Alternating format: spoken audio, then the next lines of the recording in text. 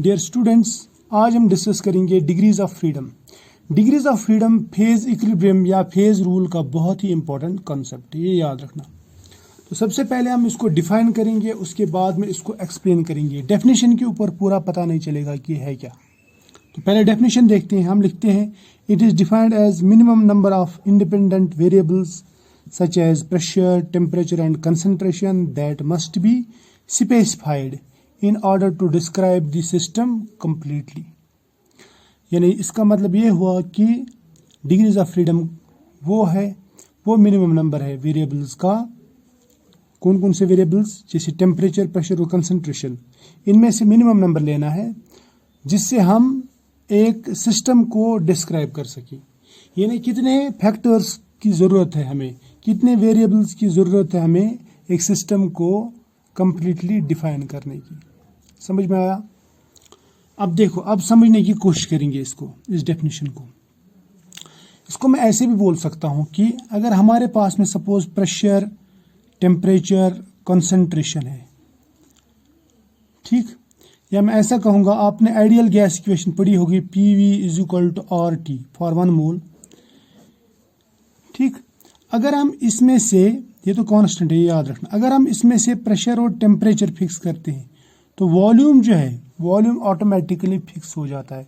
यानी अगर हम इन दोनों के वैल्यूज पता करते हैं तो इसका वैल्यू आपको पता चल जाएगा। तो इसका मतलब यहाँ पे मुझे इस सिस्टम की जो कंडीशंस है वो पता करने के लिए सभी फैक्टर्स की ज़रूरत नहीं है। मुझे सिर्फ किसकी ज़रूरत है? प्रेशर और टेम्परेचर की। वॉल्यूम में खुद ब खुद निकाल सकता हूँ by using this mathematical equation. ठीक है, समझ में आया? तो यहाँ पे 3 के बजाय हमें सिर्फ 2 की ज़रूरत है। तो मैं ये कहूँगा कि यहाँ पे डिग्रीज ऑफ फ्रीडम जो है वो 2 है। यहाँ तक तो क्लियर आया? शाबाश। तो इसका मतलब अगर हम मिनिमम नंबर को स्पेसिफाई करते हैं, यानी कुछ को स्पेसिफाई करते हैं, तो कुछ जो है वो ऑटोमेटिकली फिक्स हो जाती है और हमें इस पूरे सिस्टम की जो स्टेट है उसके बारे में पता चल जाता है। यानी हम पूरे सिस्टम को डिस्क्राइब कर सकते हैं। क्लियर? शाबाश। दूसरा तरीका जो जिससे आप इजीली समझ सकते हैं, देखो हमारे पास में जो फैक्टर्स हैं, दीज फैक्टर्स या वेरिएबल्स जो है हमारे पास, वेरिएबल फैक्टर्स जिनको मैं बोलूँगा मैं, इन वेरिएबल्स में आप ऐसा सोचो कि इनमें से कौन कौन सा आज़ाद पंछी है। क्या है? आज़ाद पंछी। यानी कितने आज़ाद पंछी है जिनको हमें कंट्रोल करना पड़ेगा, ठीक, ताकि सिस्टम को हम डिस्क्राइब कर सकें। ये याद रखना। मैं फिर से कह रहा हूँ कि एक सिस्टम में कितने आज़ाद पंछियों को, आज़ाद पंछी मतलब यहाँ पे आज़ाद फैक्टर्स जो खुलेआम घूम रहे हैं, आज़ाद फैक्टर्स कितने हैं जिन्हें हम कंट्रोल कर सकते हैं, जिन्हें हमें कंट्रोल करना पड़ेगा ताकि सिस्टम जो है उसका स्टेट हमें पता चल जाए। ठीक है, अभी भी कुछ समझ में नहीं आया, अब मैं आपको एग्जांपल्स में समझाता हूँ। ठीक है, मैं यहाँ पे आपको एक सिस्टम बताता हूँ, सपोज एक एग्जांपल बताता हूँ जिसके ऊपर आपको पता चल जाए। एग्जांपल, ठीक, ये एग्जांपल है क्या? देखो, हम एक सिस्टम लेते हैं, ऐसा एक कंटेनर लेते हैं जिसके ऊपर एक मूवेबल पिस्टन है, ठीक, और इसमें रखता हूं मैं गैस, मगर सिंगल गैस, ये याद रखना, pure gas, single gas. Single gas या प्योर गैस का मतलब ये रहता है प्योर गैस, इसका मतलब इसमें एक ही टाइप का गैस है। फॉर एग्जांपल ऑक्सीजन है इसमें। अब अगर मुझे इस ऑक्सीजन के फेज को, याद रखना फेज की बात कर रहा हूं मैं, मुझे इसकी फेज को गैस फेज में ही रखना है। यानी मैं इस ऑक्सीजन जो सिलेंडर मेरे पास में, इसमें पिस्टन भी है, मैं इसको गैस फेज में ही रखता हूं, यानी फेज इसका चेंज नहीं करने देता हूं। और उसके बाद मैं देखता हूं कि मैं कितने प्रेशर तक या कितने टेम्परेचर तक या कितने वॉल्यूम तक इसका मैं क्या करूं, इसको मैं गैस फेज में रख सकता हूं। समझ में है ना? बात मेरी समझ लेना। देखो, इसका टेम्परेचर, इसका प्रेशर अगर हमें पता चल गए इस गैस का, ठीक, अगर हम इन 2 को फिक्स करते हैं तो हमें इसका वॉल्यूम पता चल जाता है। क्लियर? यानी हमें 3 वेरिएबल्स है इसमें, सपोज प्रेशर, वॉल्यूम और टेम्परेचर, लेकिन तीनों वेरिएबल्स को हमें डिटरमाइन करने की ज़रूरत नहीं है। हम अगर सिर्फ 2 निकालते हैं तो तीसरा ऑटोमेटिकली फिक्स हो जाता है। ठीक है, समझ में आया ना? ये आइडियल गैस इक्वेशन की बात करूंगा, इसके हिसाब से ये फिक्स हो जाता है। क्लियर? ये होगी एक बात जिससे आपको डिग्रीज ऑफ फ्रीडम समझ में आएगा। अब मैं ये कह सकता हूँ कि इसमें ये 2 जो फैक्टर्स है ये आज़ाद फैक्टर्स है, यानी ये अभी तक फ्री थे, इनको अगर हम फिक्स करेंगे तो हमें एक पर्टिकुलर स्टेट के बारे में पता चल जाएगा। राइट? बात मेरी समझ में आ रही ना? दूसरी बात, दूसरा तरीका जो इसको समझने का है, अगर मैं इसमें टेम्परेचर कुछ हद तक चेंज करता हूँ, प्रेशर कुछ हद तक चेंज करता हूँ, तो उससे गैस फेज जो है वो चेंज नहीं होगा। सपोज ये गैस जो है ये 25 डिग्री पे गैस है, अगर मैं इसको 50 डिग्री तक भी टेम्परेचर बढ़ा दूँ तो कोई फर्क नहीं पड़ेगा, ये गैस ही रहेगा। ठीक है, अगर मैं 0 डिग्री तक लाऊं तब भी ये गैस रहेगा। इसी तरह से प्रेशर, अगर मैं 1 atmosphere, 2 atmosphere, 3 atmosphere, 4 atmosphere, 5 atmosphere भी कर दूं तब भी ये कौन से फेज में रहेगा? Gas phase. ये याद रखना, गैस फेज, गैस फेज है, इसका फेज जो है वो चेंज नहीं होगा। क्लियर? अगर मैं टेम्परेचर और प्रेशर चेंज करता हूं इसका फेज चेंज नहीं होगा। दूसरी बात, मेरी बात समझ लेना, दूसरी बात, अगर मैं टेम्परेचर और प्रेशर इसका फिक्स करता हूं तो इसका वॉल्यूम जो है वो ऑटोमेटिकली फिक्स हो जाएगा।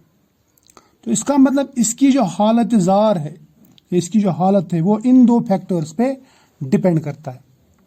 तो इसका मतलब यहाँ पे जो मिनिमम नंबर ऑफ वेरिएबल्स हैं जिसके ऊपर स्टेट ऑफ सिस्टम डिपेंड करता है वो बताऊंगा मैं 2 है। क्या है? 2। तो मैं कह सकता हूं कि यहाँ का जो डिग्री ऑफ फ्रीडम है, डिग्री ऑफ फ्रीडम वो कितने हैं? 2। समझ में आया ना? ये बात याद रख लेना।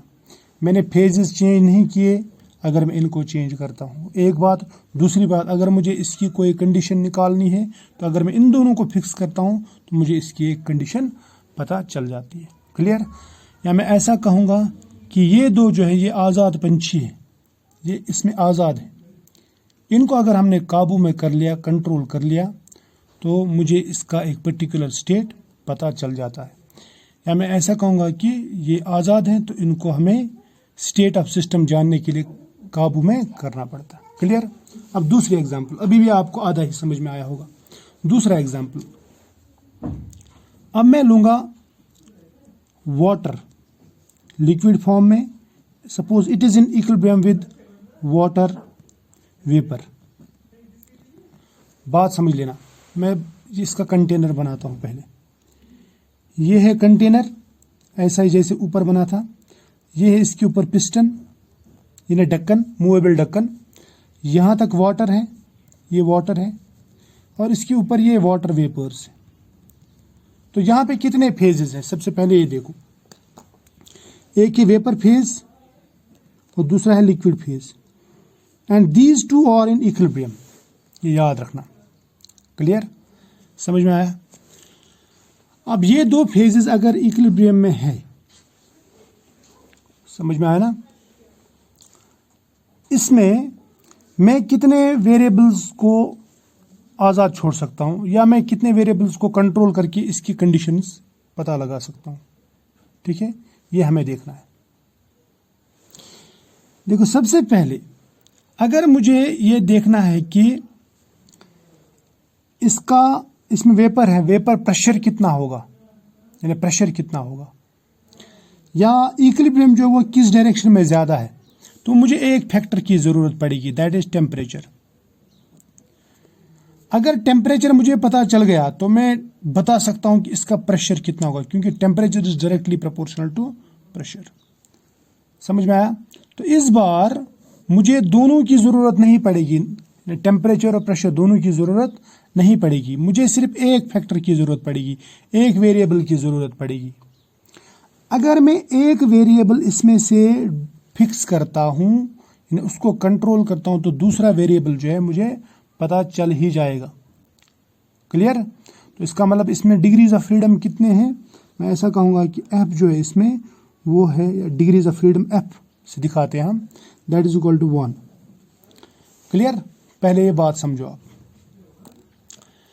देखो ये होगी एक बात। दूसरी बात, अब सपोज अगर मैं प्रेशर जो है, प्रेशर इसमें कंसिडर नहीं करता हूं, मैं टेम्परेचर देखता हूं। टेम्परेचर सपोज मैं 100 से लेके 100 डिग्री पे सपोज बॉयल हो रहा है या मैं 90 डिग्री पे ले लूंगा। सपोज 90 डिग्री पे भी वेपर बनेगी, तो यहाँ पे वेपर्स होंगे, नीचे लिक्विड होगा। 80 डिग्री पे भी वही होंगी, 70 डिग्री पे भी ऐसा ही होगा, वेपर लिक्विड इक्विलिब्रियम। ठीक है, इसी तरह से अगर मैं 70 के बिलो जाऊं, सपोज 60 डिग्री, इसके ऊपर पे भी वेपर और लिक्विड इक्विलिब्रियम में होंगी। अब आप ये कहेंगे कि 60 डिग्री पे बॉयल तो नहीं होता, ये बॉयल नहीं होता लेकिन वेपोराइजेशन होती है। सो अगर मैं टेम्परेचर को खुला भी छोड़ देता हूं, यानी टेम्परेचर अगर आज़ाद भी घूम रहा है कुछ हद तक किसी बाउंड्री में, तब भी मुझे नंबर ऑफ फेजेस जो है वो चेंज नहीं होते। यानी यहाँ पे वेपर फेज भी रहेगा और लिक्विड फेज भी रहेगा। तो आज़ाद पंछी इसमें एक ही है। लेकिन अगर मैं प्रेशर इसमें आज़ाद छोड़ देता हूँ, सपोज प्रेशर बढ़ा देता हूँ या प्रेशर बिल्कुल ही कम कर देता हूँ, तो उस सूरत में एक फेज गायब होने की संभावना है, यानी चांसेस है। कैसे? सपोज अगर मैं ये ढक्कन छोड़ देता हूँ, ऐसे ओपन छोड़ देता हूँ, क्लियर? तो क्या होगा, अगर मैं टेम्परेचर देता हूँ, टेम्परेचर देने से अगर मैं इसको सपोज 90 डिग्री पे भी रखता हूँ, 90 डिग्री पे भी क्या होता है कि ये जो वेपर्स हैं ये ऊपर जाएंगे, यानी लिक्विड जो वाटर वेपर्स में कन्वर्ट हो जाएगा। अगर इसमें हम प्रेशर कंट्रोल नहीं कर रहे या प्रेशर छोड़ रहे हैं, कम हो रहा है प्रेशर, क्लियर? तो उस सूरत में क्या होगा, ये पूरा का पूरा लिक्विड इसमें वेपर में कन्वर्ट हो जाएगा धीरे धीरे, और एक फेज जो है वो गायब हो जाएगा। यानी हम दोनों फैक्टर्स को आज़ाद नहीं छोड़ेंगे। यहाँ पे हम कितने फैक्टर्स को आज़ाद छोड़ेंगे? सिर्फ एक फैक्टर को, टेम्परेचर को। अगर हमने इसको आज़ाद छोड़ भी दिया, ठीक है, तब भी इसमें ये दो फेज इक्विलिब्रियम में रहेंगे। और अगर हमने इसको फिक्स कर दिया तो दूसरा जो फैक्टर है प्रेशर, वो हमें खुद ब खुद मिल जाता है। क्लियर? ये बात याद रखना। तो इसका मतलब यहाँ पे जो आज़ाद है यानी फ्री है, जो डिग्रीज ऑफ फ्रीडम है वो है 1। अब हर बार आप ऐसे फेजेस नहीं देखेंगे, आपको पता नहीं चलेगा कि किस में क्या हो रहा है, कितने डिग्रीज ऑफ फ्रीडम है। तो इसको आसान बनाने के लिए मैं आपको एक फार्मूला देता हूं, that formula is called phase rule. क्या कहते हैं इसको? Phase rule. आज का जो हमारा टॉपिक है वो यही है, degrees of freedom and phase rule. फेज रूल कहता है police force is equal to constable plus 2। ये मैं सिर्फ आपको याद करवाने के लिए बोल रहा हूँ। Police force is equal to constable plus 2। इसको अगर आप रीअरेंज करेंगे तो ये आपको मिल जाएगा एफ इज इक्वल टू सी, ये वाला सी, इसको पी को इधर ले जाओ, ये बन जाएगा माइनस पी प्लस 2, राइट? तो F is equal to C minus P plus 2। F जो है F, it is degrees of freedom, याद रखना, डिग्रीज ऑफ फ्रीडम। सी जो है नंबर ऑफ कंपोनेंट्स है, नंबर ऑफ कंपोनेंट्स, और पी जो है नंबर ऑफ फेजेस है, नंबर ऑफ फेजेस। ये बहुत ही आसान है, नंबर ऑफ फेजेस। 2 जो है वो फार्मूला का 2 है, याद रख लेना। अब अगर मैं ये फार्मूला यहाँ पे अप्लाई करता हूँ, यहाँ पे, तो यहाँ पे नंबर ऑफ कंपोनेंट्स कितने हैं? ये वाटर है ना, वाटर, लिक्विड, वाटर, वेपर, समझ में ना? तो नंबर ऑफ कंपोनेंट्स 1 है, मैं बोलूँगा C is equal to 1। Phases कितने? 2 फेज, लिक्विड फेज और vapour phase, P is equal to 2। तो एफ किसके बराबर आएगा? वो बराबर आएगा सी माइनस पी प्लस 2, यानी 1 माइनस 2 प्लस 2। इससे और ये कट, यहाँ पे बच गया 1, यानी एफ इज इक्वल टू 1। तो मैथमेटिकली भी आप ऐसा निकाल सकते हैं, ठीक है? अब ऊपर वाला जो है सिंगल गैस, उस पर भी देखते हैं। यहाँ पे कंपोनेंट कितने हैं? 1 ऑक्सीजन है ना। फेजेस कितने हैं? एक ही फेज है, गैस फेज। तो एफ कितना होगा? डिग्रीज ऑफ फ्रीडम कितना होगा? शाबाश, वो होगा सी माइनस पी प्लस 2, है ना। सी यानी 1 माइनस 1 प्लस 2, 1 और 1 कट, प्लस 2 बच गया। तो यहाँ पे देखो डिग्रीज ऑफ फ्रीडम हमने ऑलरेडी 2 लिखे। क्लियर। अब मैं और एक चीज आपको दिखाता हूं जो बहुत ही इंपॉर्टेंट है। अब मैं लेता हूं तीसरा एग्जाम्पल, मिक्सचर ऑफ 2 गैसेस। याद रखना, मिक्सचर ऑफ 2 गैसेस, इसको थोड़ा अलग कलर से लिखेंगे, मिक्सचर ऑफ 2 गैसेस। सपोज ये O2 है, O2 and N2, nitrogen gas, right. इसमें मुझे देखना है डिग्रीज ऑफ फ्रीडम कितना है। क्लियर। देखो, मैं लूंगा सबसे पहले एक कंटेनर, उसमें गैस रखूंगा, इसमें O2 गैस भी है, N2 गैस भी है ना। ठीक, 2 तरह की गैसेस है इसमें। क्लियर। तो मैं बोलूंगा कि इसमें कंपोनेंट्स 2 है, लेकिन फेज कितने हैं? सिंगल फेज, क्योंकि ये गैसेस जो है सिंगल होमोजेनियस सॉल्यूशन बनाते हैं ना, तो सिंगल फेज है गैस फेज। तो डिग्रीज ऑफ फ्रीडम कितना आएगा फिर? C माइनस P प्लस 2, यानी 2 माइनस 1 प्लस 2, राइट। ये आएगा ना, बात मेरी समझ में आ रही ना। तो वो आएगा बराबर 2 में से 1 प्लस 1 वो होता है 3, तो इसका डिग्रीज ऑफ फ्रीडम 3 आएगा। अब ये अगर हम ऐसे भी देखेंगे थियोरेटिकली, तो मैं ये कहूँगा कि इस सिस्टम को डिफाइन करने के लिए मुझे सबसे पहले टेम्परेचर, दूसरा प्रेशर और तीसरा कंपोजिशन, तीनों की ज़रूरत पड़ेगी। टेम्परेचर कितना है, प्रेशर कितना है और कंपोजिशन कितना है, इन तीनों की मुझे ज़रूरत पड़ेगी। इसलिए मैं बोलूँगा कि इसका डिग्रीज ऑफ फ्रीडम जो है वो 3 है। बात मेरी समझ में आ रही है? शाबाश। अब हम और एक एग्जांपल लेंगे, जिसमें हम लेंगे आइस। ठीक है, ये शायद चौथा एग्जांपल है या 5वां, जो भी होगा। आइस, वाटर और वेपर, ये एक फेज है, दूसरा फेज है, ये तीसरा फेज है। ये सॉलिड है, ये लिक्विड है, ये गैस है, ये याद रखना। ठीक है, तो ये तीनों जो है ये एक सिस्टम में कैसे इक्विलिब्रियम में होंगे? कोई ऐसा पॉइंट है क्या? इसका मतलब ये हुआ कि हमारे पास में अगर मैं प्रेशर वर्सेस टेम्परेचर ग्राफ ले लूँ, याद रखना, pressure versus temperature graph. Suppose ये टेम्परेचर है और ये प्रेशर है, ऐसा ग्राफ। मान लीजिए यहाँ पे ये आइस है, ठीक, या ये लिक्विड है मान लो। अगर मैं टेम्परेचर कम कर दूं, ठीक, और प्रेशर भी कम कर दूं, यानी इस कंडीशन में आऊं, तो कुछ अलग सिचुएशन होगी। वो सिचुएशन क्या होगी वो मैं बताऊंगा। अगर मैं टेम्परेचर बढ़ा दूं और प्रेशर भी बढ़ा दूं तो अलग सिचुएशन होगी, और अगर मैं प्रेशर बढ़ा दूं और टेम्परेचर कम रखूं तब अलग सिचुएशन होगी। देखो, ये जो एरिया है जहाँ पे हाई प्रेशर और लो टेम्परेचर होगा, तो मैं ये बोलूँगा इस एरिया में, ये जो एरिया है यहाँ पे ये सॉलिड होगा, यानी आइस, ठीक। और इस एरिया में जहाँ पे टेम्परेचर ज़्यादा है, प्रेशर कम है, तो मैं बोलूँगा यहाँ पे ये गैस होगा, ठीक है। और यहाँ पे ये लिक्विड होगा, यानी वाटर होगा। समझ में आया? अब एक पॉइंट ऐसा है, ये वाला पॉइंट, जहाँ पे ये तीनों साथ में मिल रहे हैं।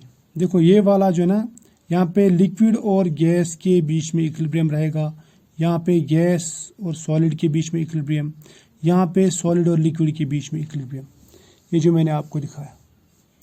लेकिन ये वाला जो पॉइंट है ना, यहाँ पे तीनों इक्विलिब्रियम में, and this point is called a triple point. याद रखना, ट्रिपल पॉइंट, ठीक।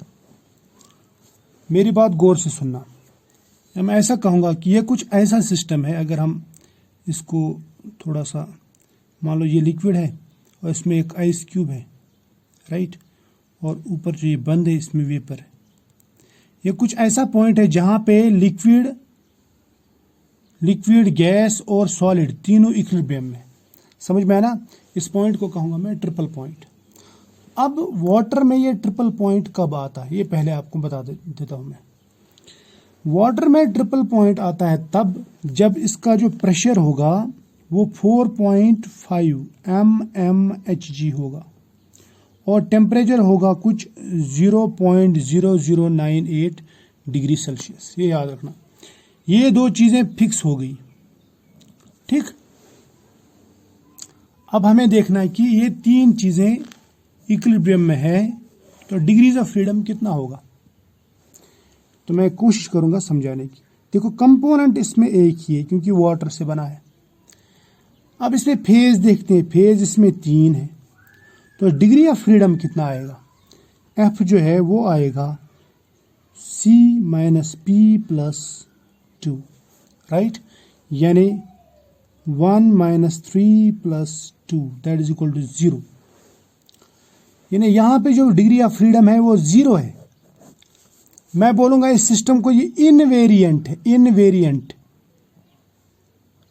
समझ में ना? क्योंकि डिग्री ऑफ फ्रीडम को हम वेरिएंस भी कहते हैं, तो यहां पे कुछ भी वेरिएंस नहीं है।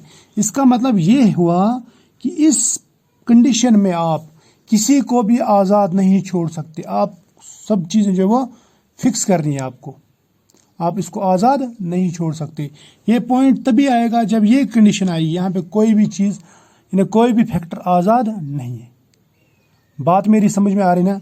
तो ये बात गौर से सुन लेना और समझ लेना। अब मैं आपको और एक चीज बताता हूं, आई होप ये आपको समझ में आया होगा। पहले मैं फिर से बताता हूं मैं। जब आइस, वाटर और वेपर तीनों इक्विलिब्रियम में होंगे तो उस पॉइंट को कहते हैं ट्रिपल पॉइंट। जब तीन चीजें इक्विलिब्रियम में होंगी, तीन फेज इक्विलिब्रियम में होंगे, तो इसका मतलब ये हुआ कि हमें यहाँ पे आज़ादी की कोई गुंजाइश नहीं है। हम किसी भी चीज़ को आज़ाद नहीं छोड़ सकते। यानी यहाँ पे जो वेरिएंस है वो है 0, या डिग्री ऑफ फ्रीडम जो है वो है 0। अब अगर हम यहाँ पे किसी भी एक चीज़ को चेंज करते हैं, सपोज हमने टेम्परेचर को चेंज किया या प्रेशर को चेंज किया, तो यहाँ पे कम से कम एक फेज तो गायब हो जाएगा। यानी हम तीनों फेजेस को एक साथ नहीं रख सकते। फिर अगर हमें तीनों फेजेस को एक साथ रखना है तो फिर हमें यही कंडीशंस लानी पड़ेंगी, ट्रिपल पॉइंट वाली कंडीशंस। और ये कंडीशंस के लिए आज़ादी की कोई गुंजाइश नहीं है। क्लियर? ये हो गई एक बात। दूसरी बात, अब डिग्री ऑफ फ्रीडम जो है वो हमने देखा वो 0 भी हो सकता है, 1 भी हो सकता है, 2 भी हो सकता है, एंड सो ऑन। अगर डिग्री ऑफ फ्रीडम 1 आ गया किसी सिस्टम में, हम उसको 0 आ गया तो हम उसको कहते हैं ये इनवेरिएंट सिस्टम है। यानी यहाँ पे वेरिएंस की कोई गुंजाइश नहीं है, आज़ादी की कोई गुंजाइश नहीं है, यानी डिग्री ऑफ फ्रीडम 0 है। अगर 1 आ गया तो हम कहते हैं मोनोवेरिएंट, यानी यहाँ पे हम एक फैक्टर को आज़ाद छोड़ सकते हैं, यहाँ पे एक फैक्टर आज़ाद रह सकता है। दूसरा, अगर यहाँ पे डिग्री ऑफ फ्रीडम 2 आ गया तो मैं बोलूँगा इसको बाईवेरिएंट, यानी यहाँ पे आप जो है वो आपके 2 फैक्टर्स आज़ाद रह सकते हैं जिनको हम कंट्रोल करके कंडीशंस बताएंगे सिस्टम की। समझ में आया? ये एक बात। दूसरी बात जो आपको बहुत ही दिमाग से समझना है, यानी जो आपको दिमाग में रखनी है, देखो हमने लिखा F = C - P+2। क्लियर? ये फॉर्मूला है। अब इस फार्मूला के हिसाब से अगर हम देखेंगे तो फेजेस जितने ज़्यादा हो जाएंगे, यानी उतना नेगेटिव ज़्यादा माइनस हो जाएगा, उतना डिग्रीज ऑफ फ्रीडम कम हो जाएगा। यानी फेज अगर ज़्यादा हो गया तो डिग्री ऑफ फ्रीडम जो है वो कम हो जाएगा, यानी वेरिएंस कम हो जाएंगे। क्लियर? जितने फेजेस ज़्यादा उतना डिग्रीज ऑफ फ्रीडम कम। या मैं ऐसा कह सकता हूँ कि डिग्रीज ऑफ फ्रीडम जो है वो inversely proportional to number of phases है। ठीक? डिग्री ऑफ फ्रीडम को F से दिखाते हैं और फेज को दिखाते हैं P से। क्लियर? समझ में आया? चलो मैं आपको एक सिस्टम बताता हूँ। सपोज हम एक 1 कंपोनेंट सिस्टम लेते हैं, 1 कंपोनेंट सिस्टम। जैसे वाटर लिया हमने भी, तो इसका मतलब यहाँ पे C = 1 होगा। ठीक? समझ में आया ना? ये याद रखना। अब अगर C 1 हो गया तो मैं इसको ऐसे भी लिख सकता हूं फिर F is equal to 3 minus P. देखो C1 है, इसको 1 + 2 कितना होगा 3 माइनस पी। समझ में आया? अब मिनिमम नंबर ऑफ फेजेस जो है हमारे पास में कितने हो सकते हैं ये बोलो पहले। मिनिमम नंबर ऑफ फेजेस जो है एक, कम से कम एक फेज तो रहना चाहिए, है ना। तो अगर मैं फेज जो है फेज एक रखता हूं, समझ में आया ना, तो डिग्री ऑफ फ्रीडम जो है F वो कितना हो जाएगा, देखो 3 - 1 वो हो जाएगा 2। क्लियर? अगर मैं फेजेस यहां पे 2 रखता हूं तो 3 - 2 = 1, यानी डिग्री ऑफ फ्रीडम 1 हो जाएगा। अगर मैं फेजेस 3 रखता हूं तो डिग्री ऑफ फ्रीडम 0 हो जाएगा। तो इसका मतलब ये हुआ कि जब फेज मैक्सिमम होता है तब डिग्री ऑफ फ्रीडम मिनिमम होता है। मैं इसको बोलूंगा ये F मिनिमम है और ये है P मैक्सिमम, ये P मिनिमम है, ये है F मैक्सिमम। याद रखना, जब F ज़्यादा हो जाता है तब जो है P वो कम हो जाता है, और जब P ज़्यादा हो जाता है तब F कम हो जाता है। क्लियर? यहाँ तक तो समझ में आया? ये हो गया यहाँ तक फेज रूल और डिग्रीज ऑफ फ्रीडम। ठीक, अब मैं कुछ चीज़ें आपको बताना चाहता हूँ जो बहुत ही इंपॉर्टेंट है और बिल्कुल कम टाइम में बताऊँगा मैं वो चीज़ें यहाँ पे। देखो सबसे पहले पढ़ेंगे हम एडवांटेजेस ऑफ फेज रूल। फेज रूल के क्या क्या एडवांटेज, ये जल्दी जल्दी बताऊंगा मैं। सबसे पहला advantage, it gives a simple method of classifying equilibrium systems. याद रखना, हमने इससे पहले भी पढ़े हैं ये कंपोनेंट्स और फेजेस वगैरह। तो फेज रूल हम आगे पढ़ेंगे। इसका पहला एडवांटेज है कि सिंपल मेथड देता है किसके लिए, इक्विलिब्रियम स्टेट्स को क्लासिफाई करने के लिए, इक्विलिब्रियम सिस्टम्स को। दूसरा, physical as well as chemical equilibrium can be studied by this rule. दोनों तरह के इक्विलिब्रियम हम इससे स्टडी कर सकते हैं। तीसरा जो एडवांटेज इसका है वो है it is applicable for macroscopic systems, यानी बल्क प्रॉपर्टीज के लिए, बल्क सिस्टम्स के लिए। इसलिए हमें मॉलिक्यूलर स्ट्रक्चर जानने की जरूरत इसमें नहीं है। समझ में आया ना?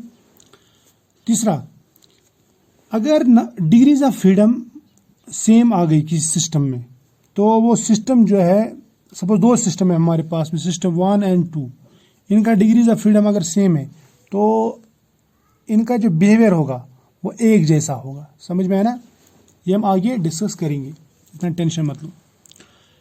अब 5वां पॉइंट जो है वो है takes into account nature of reactants and products in phase reaction. इसमें हमने कंपोनेंट्स वगैरह देखे और आगे भी देखेंगे कि इसमें नेचर ऑफ कंपोनेंट्स जो है, चाहे वो नेचर ऑफ रिएक्टेंट्स या प्रोडक्ट्स, दोनों को हम कंसिडर करते हैं। ठीक है, फेज रूल में। और छठा जो है, it predicts behaviour of system when subjected to changes in temperature and pressure. अगर हम टेम्परेचर, प्रेशर या कंसंट्रेशन या वॉल्यूम चेंज करते हैं तो उसमें क्या क्या, उसका बिहेवियर कैसा होगा, इसमें किस तरह की फेज चेंजेस आएंगी, वो इस फेज रूल से हम निकाल सकते हैं। ठीक है, इससे डिटरमाइन कर सकते हैं। अब हम इसके बाद में आते हैं इसकी लिमिटेशंस में। तो लिमिटेशंस ऑफ फेज रूल में आता है, इसमें सिर्फ 3 वेरिएबल्स है। सबसे पहले लिमिटेशन टेम्परेचर, प्रेशर और कंपोजिशन, यही लेते हैं ना हम। इसमें से हमें मिनिमम नंबर ऑफ वेरिएबल्स अगर हम फिक्स कर देंगे तो वो डिग्री ऑफ फ्रीडम कहलाता है, यानी minimum number of required to describe a system, उसको हम कहते हैं डिग्री ऑफ फ्रीडम। लेकिन इसमें दूसरे फैक्टर्स जैसे इलेक्ट्रिक फैक्टर है, मैग्नेटिक फैक्टर है या रेडिएशन, इनका इन्फ्लुएंस क्या होगा वो कंसिडर नहीं किया जाता, जबकि रेडिएशन से फेज चेंज भी हो सकते हैं। ठीक है, अब देखो, applicable to single equilibrium state, यानी एक इक्विलिब्रियम स्टेट पे ये एप्लीकेबल है, और दूसरे इक्विलिब्रियम्स के बारे में या कितने इक्विलिब्रिया है इस सिस्टम में वो ये नहीं बता सकता। ठीक है, तीसरा जो है ग्रेविटेशनल फोर्स जो है उसको ये कंसिडर नहीं करता, उसका इफेक्ट क्या होगा सिस्टम पे वो कंसिडर नहीं करता। चौथा जो है इट हैज सर्टेन लिमिटेशंस और टू बी इम्पोज्ड, यानी जब हम कुछ जगहों पे बोल रहा हूं मैं कि जब हम फेज रूल वहां पे पढ़ते हैं तो हमें वहां पे कुछ रिस्ट्रिक्शंस लगाने पड़ते हैं, तब हम उसको कहते हैं phase rule under restricted conditions, यानी वो रिस्ट्रिक्शंस हम खुद लगाते हैं तो उनकी ज़रूरत पड़ती है, विदाउट रेस्ट्रिक्शंस हम उसको स्टडी नहीं कर सकते। तो ये इसकी और एक लिमिटेशन है। आई होप यहाँ तक आपको समझ में आया होगा। हालांकि मैंने फास्ट पढ़ाया लेकिन थोड़ा सा इजी भी था, और आप आई होप कि समझ में भी आया होगा। तो फिलहाल आज इतना ही, मिलेंगे नेक्स्ट लेक्चर में, तब तक के लिए बाय।